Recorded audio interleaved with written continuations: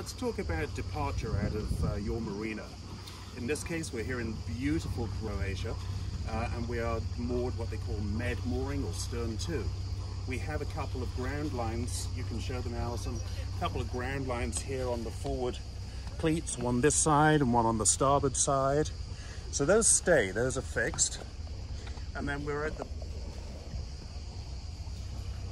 So we'll be dropping those off. I already showed you how to prepare a stern line. The stern line will just get lifted. We're on one stern line.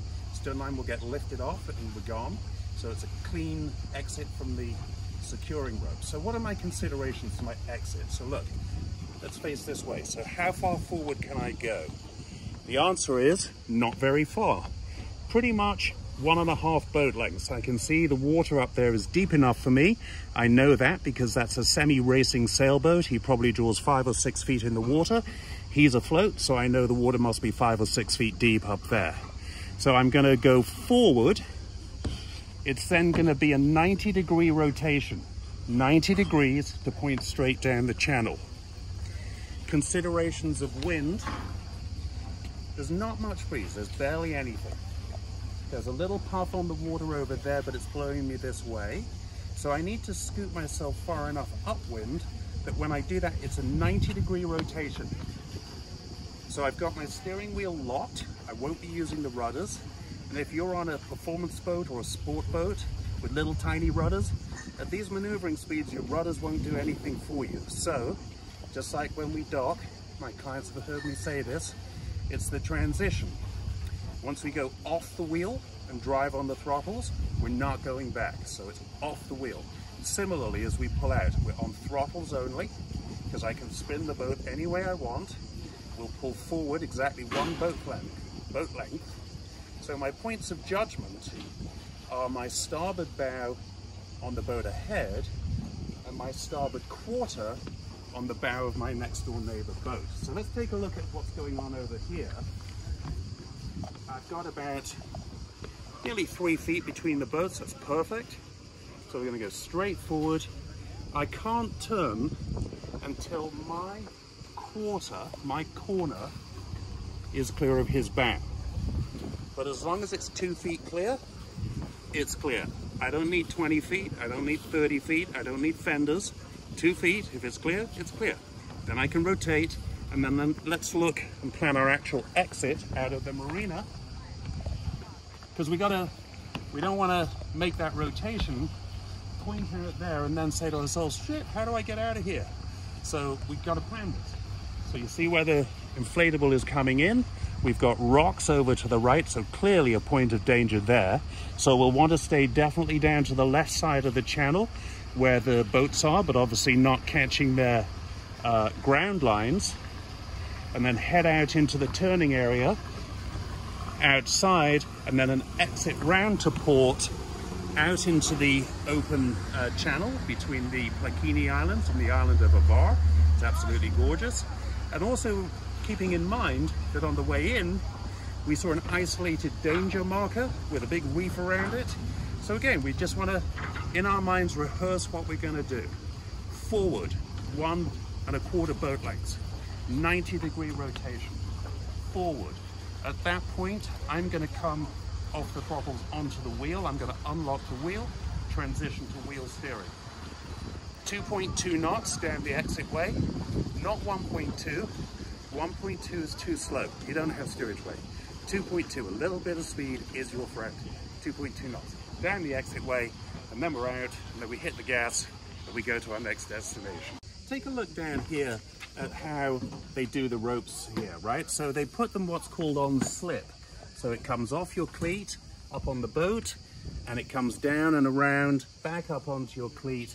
The idea is that when you're ready to leave, that you just let go one end, and then you sort of drive out and the rope pulls itself with you. We'll talk about setting yourself up for failure, right? So look at how this rope is going around the cleat. Look how the guy on the dock yesterday did it. Look at all this friction here with the next door neighbor's rope. And so what you have is, as you pull forward, there's quite a lot of friction there. It's not going to just run freely unless you've previously checked it. And so that's already going to pull the boat sideways and start to mess you up as you're leaving. And then of course it's a big long rope, and as you're out there, you've now got 30 feet of rope in the water behind your boat that someone else has to pull in. I'm driving this on my own, so I'm not going to do it that way. Here's how we're going to do it.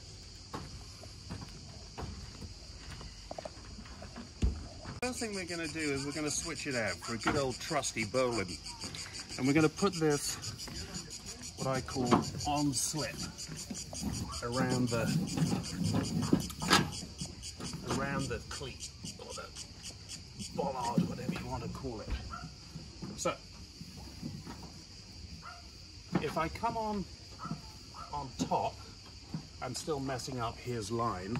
And this is the best way to do it if he's also got a bowline out here, because if I put my loop on top of his, now he can't get his off. So this is called dipping the eye. You come up and under, like this, then over, and that way, he could, if he wanted to, lift this whole rope off and be free, and then when we let go, we can let go. Up on board. So here's how you cleat it. You come on the back of the horn, okay, not front, back of the horn, a complete turn, and if I maintain pulling pressure here, I can hold a lot of load on that, and I'll show you that in a minute using the engines. So we've done a round turn, we then go 1, 2, 3, and if you want, round turn to finish. Now, for my American clients, I know that you get taught a different way, and I'm going to show you that way in a minute and show you one of the disadvantages. I'm not saying it's wrong. One of the criticisms I hear of this method is that there's too much rope on the cleat, that it takes too long to get it off. Well, there's a way around that. So when you're preparing to leave, when the captain gives the order reduce turns, this is how you get ready. Because I acknowledge it would take a little minute to get all this off if the captain's at the critical moment of trying to leave. So, you reduce turns. Remember I showed you with this one complete turn, I can stand here holding the boat all day long as I maintain a pull here. And then when he says, let go, we're off. And it's that quick, okay? So let me show you the pull that I can hold. Straight how I can hold the rope under load. I've actually got one of my engines running forward. Admittedly, I'm being held on another rope over there, but look, I can play it out. I have total control of the rope and the boat. If the captain says ease me out a bit or whatever it is, I can also take up the slack and make it off. If I'm quick, I've got the boat. This boat isn't going anywhere. So that's why I like to do it this way. The American way is a little different. I'm not saying it's wrong, but the disadvantage is, I think this is how you do it. In 30 years, I've never done it this way. But you come over and you do your locking turn. The disadvantage here is, if this rope is under a lot of load, this is coming under some load now, at the point where he says let go, you can find that this is jammed up. And you're now here trying to, can't get it undone, and now you mess up the captain's maneuver, because guess what? If the other crew member, maybe on the bow, has let go, the boat is now drifting sideways under the wind, and you're stuck here still trying to undo this. So I'm not saying it's wrong, I'm just saying probably do it the Royal Navy way. We've been doing it a long time. Final comment.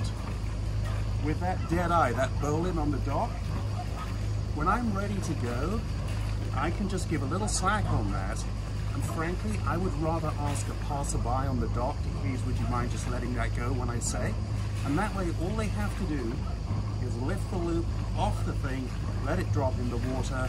If they're able to, maybe just politely toss it onto the boat so it's out of the water, and then you're instantly free. None of this dragging the loop around the cleat with friction where it may get caught, it may get stuck, and just setting yourself up for failure. So that's my recommendation. Alright, so getting ready to leave Marina Parmigiana. I told you how I don't like having my stern lines on slip around the buoy because they can get caught and snagged right as you're trying to leave. So I already cleared the starboard side stern line away. What that did, because I've also dropped the bow line on this side, the ground line, so I'm now just held by lines on the port side of the boat only. And so what that's done is, actually it's a nice effect. It's pulled us away from those guys. It pulled us a little bit closer to these guys. but it means I'm slap bang in the middle of my lane, as it were, ready to go. So we're ready to go. So in the absence of the passerby, here's what you do. You make sure your ground line on the bow is nice, the right tension. You back it in, because, you know, you don't need fenders back here. Step off.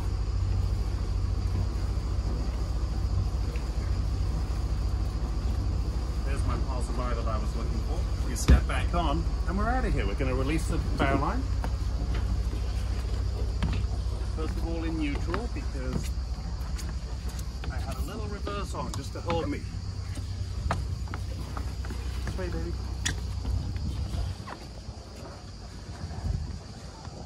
So at this point the stern is released. I'm going to let the bow line go, and I'm going to move really quickly up on the steering controls.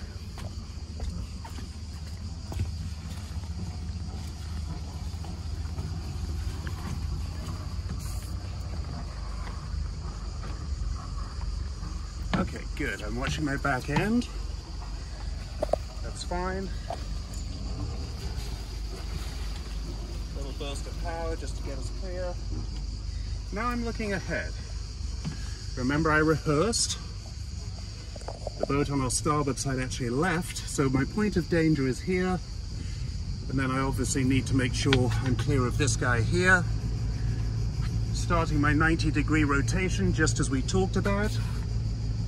Maintaining forward and aft spacing in the clearing, just as we talked about. Throttles only. Spinning the boat, it spins beautifully. Making my line up for my exit route. Here it comes. Ahead on both engines. And then what was the next thing I said I was going to do? Unlock the wheel and transition to wheel steering. Little burst of power to get some water over the rudders, so I have my control surfaces. I get the boat moving, and then I throttle back. 2.2 knots. We're at 3 right now, but we're slowing down to 2.2. Looking down our exit route, watching the shallow water and rocks to starboard, watching the bow lines of these guys to port, and now evaluating my next move, which will be a hard left turn around this boat up ahead, and then I'm clear and I'm out. So I hope that was helpful. Visit me at www.royalnavyyachtmaster.com. See me on YouTube for my other informational videos. And come and sail in Croatia. It's gorgeous. See you next time.